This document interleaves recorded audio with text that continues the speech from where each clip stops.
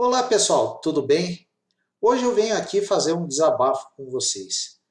Ontem eu tive que declinar de uma nomeação que recebi aqui na terceira vara civil da comarca de Guarapuava, tá? Em um processo em que uma das partes conta com assistência judiciária gratuita. Eu quero repassar para vocês a petição pela qual eu declinei desse encargo, tá? Porque existem pontos que nós, peritos, temos que defender. Nós temos que nos unir de forma que resulte em alguma mudança que venha a nos beneficiar, que venha a possibilitar que nós recebamos honorários mais justos para todo o trabalho que nós fazemos, tá? Então me acompanha aí, tá? Eu vou colocar aqui a petição que eu apresentei ontem, tá? Vou ler ela com vocês e até mesmo para saber o que vocês acham acerca dessa minha manifestação, tá? Vamos lá. Logicamente, eu não tô colocando aqui o número do processo, nem o nome do autor, nem réu, coloquei aqui. Me identifiquei, Pedro Eugênio Peio de Oliveira Neto, perito contador, habilitado nos termos do artigo 156 do CPC e nomeado nos autos em epígrafe, vem respeitosamente a presença de Vossa Excelência apresentar manifestação acerca de sua nomeação como perito para elaboração da prova técnica nestes autos. Tá? Daí aqui eu mencionei a certidão pela qual eu fui intimado. Okay? De acordo com o contido em certidão acostada à movimentação 79.1 dos autos, este perito foi intimado para apresentar proposta de honorários no termo do item 6.4 da decisão proferida no evento 56.1 dos presentes autos, ciente de que o valor correspondente aos honorários será pago ao final pelo vencido, considerando que o autor é beneficiário da assistência judiciária gratuita. Daí aqui é na sequência, vejam. Caso a parte autora reste sucumbente ao final, os honorários periciais vejam bem, poderão ser cobrados nos termos do artigo 9º da Resolução 127 de 2011 do Conselho Nacional de Justiça e artigo 95, parágrafo 3º do Código de Processo Civil. Primeiro ponto, tá?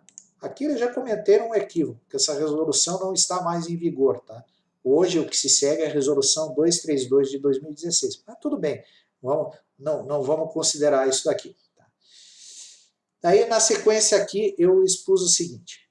Por este motivo, qual pode levar à limitação de seus honorários periciais em caso de sucumbência da parte autora, não há como esse perito aceitar o presente encargo. E, na sequência, eu esclareci que desde junho de 2013 já realizei 80 provas periciais em processos em que uma das partes foi beneficiada com assistência judiciária gratuita. Já houve alguns casos em que a parte beneficiária da justiça gratuita não era a parte autora, era a parte ré em processos de ações de cobrança, por exemplo. E coloquei aqui que 10%, ou seja, 8 dessas 80 provas periciais, eu prestei prova técnica. Ou seja, eu fiz prova técnica desses 8 processos. Tá? Eu nunca tive nenhum laudo pericial meu invalidado, ter sido necessária a realização de segunda perícia, ou seja, eu sempre realizei o meu trabalho escorretamente e de acordo com aquilo que me é esperado por parte do juiz que me nomeou. Eu coloquei aqui na sequência, vocês já sabem disso, porque eu tenho diversos vídeos postados a esse respeito no meu canal do YouTube. Ocorre que em diversos casos, embora a proposta de honorários tenha sido devidamente homologada pelo doutor juízo, por exemplo, eu orcei R$4.000 para fazer tal trabalho. Houve a discussão, o juiz acabou homologando a minha proposta de honorários, né?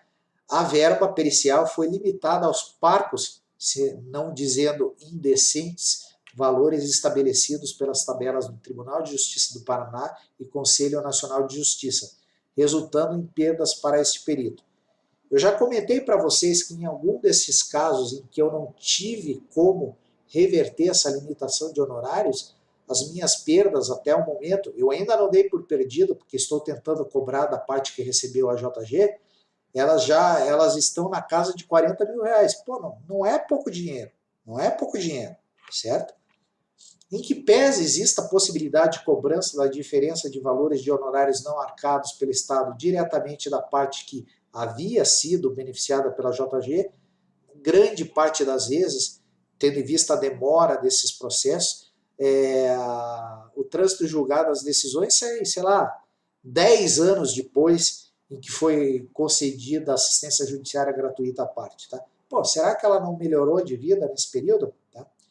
Para que seja possível efetuar a execução dos honorários, ou seja, é possível que você, perito, execute a parte por aquilo que o Estado não honrou, pelo valor que não foi honrado pelo Estado, será atribuída ao perito a responsabilidade de provar que não existe mais a hipossuficiência da parte, o que por vários motivos é inviável. Primeiro, você não tem como obter acesso, por exemplo, às informações do Cisbajude para saber se essa pessoa tem aplicação financeira, de repente ela recebeu alguma outra ação, possui valores aplicados. Você não tem como fazer isso. E se você pedir para o juiz, certamente ele não vai atender esse teu pedido, certo? O que te resta fazer? Você monitorar, ou seja, pedir certidões para ver se a pessoa tem imóveis em seu nome, no estado em que realizou a perícia, ou se quiser, dá até para fazer pesquisa nacional. Você pode consultar o Renajude para ver se a pessoa tem veículos em seu nome, tá?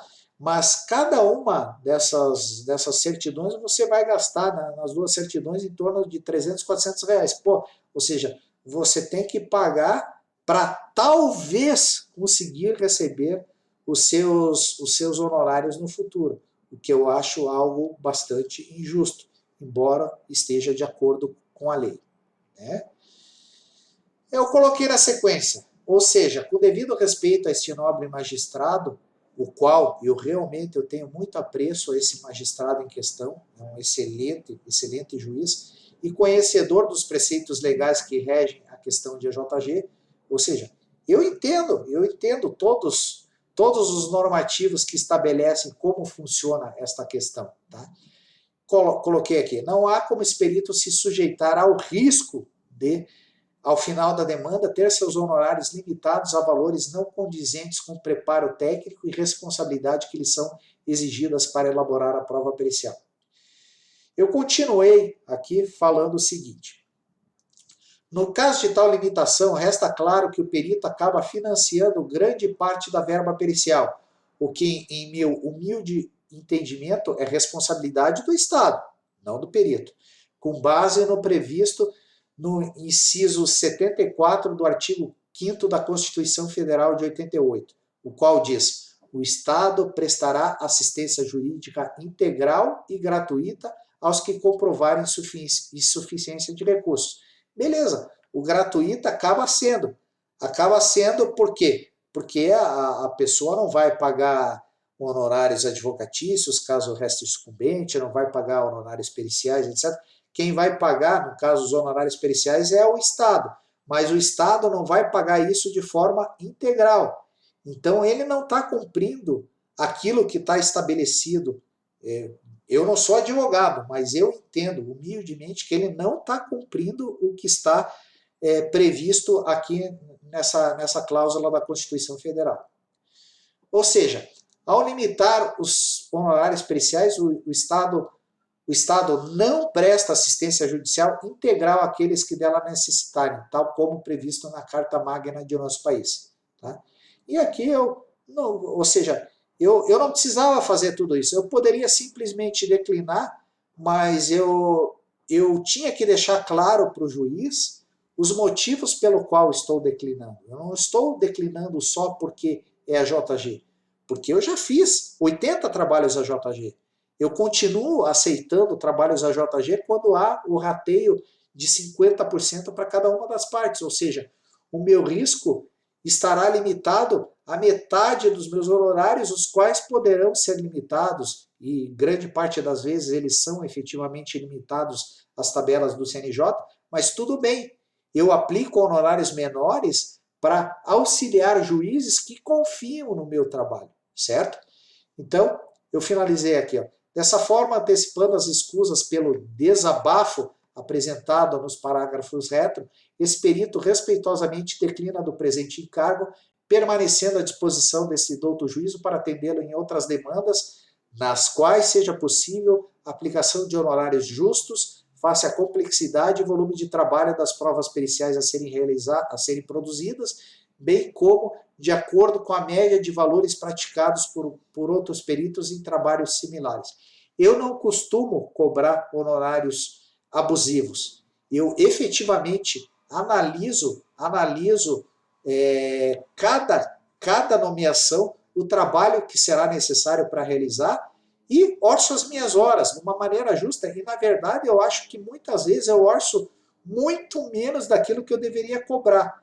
Orço menos porque eu sei que se eu cobrar o que eu acho que é efetivamente justo, a minha proposta de honorários não vai ser aceita.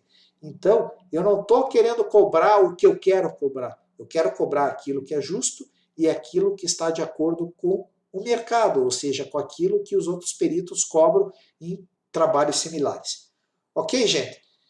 Bem, esse é meu vídeo. Eu estou aqui tentando efetuar um movimento junto a outros peritos de grupos que eu participo no Telegram, na associação de peritos que eu participo aqui no estado do Paraná, para que seja feito algo para tentar obter alguma mudança na legislação para que nós, peritos, não sejamos tão prejudicados. Tá? Te peço que curta esse vídeo, que compartilhe com outras pessoas, tá? Para que elas postem o que elas acham a respeito disso, para que a gente possa ter uma ideia se nós temos ao nosso lado pessoas suficientes para dar sequência nessa batalha. Ok? Um grande abraço para vocês e até o próximo vídeo.